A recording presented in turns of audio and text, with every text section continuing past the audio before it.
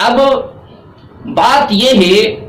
کہ ولادت کی خوشی میں خرچ کرنے کی کیا فضیلت ہے؟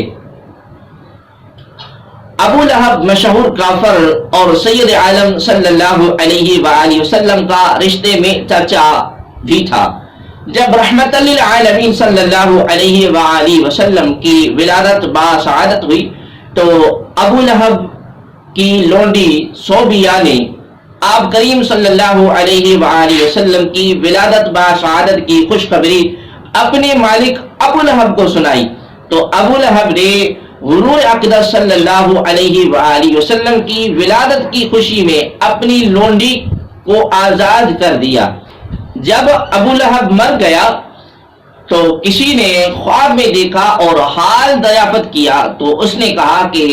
کفر کی وجہ سے دوزخ کے عذاب میں گرفتار ہوں، مگر اتنی بات ہے کہ ہر پیر کی رات میرے عذاب میں کمی ہوتی ہے،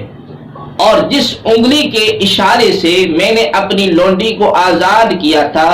اس سے مجھے پانی ملتا ہے جب میں انگلی چوستا ہوں۔ علامہ ابن جوزی نے لکھا ہے کہ ابو لہب کافر جس کی مذمت میں سورہ لہب نازل ہوئی اس کو یہ انعام ملا، تو بتاؤ اس مسلمان کو کیا صلہ ملے گا جو اپنے رسول کریم صلی اللہ علیہ وسلم کی ولادت کی خوشی منائے گا۔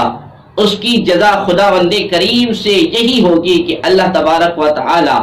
اپنے فضل عمیم سے اسے جنت نعیم میں داخل فرمائے گا۔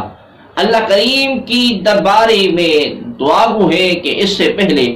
ساری امت مسلمہ کو حق سیکھنے، سمجھنے اور اس پر عمل کرنے کی توفیق عطا فرمائے، آمین۔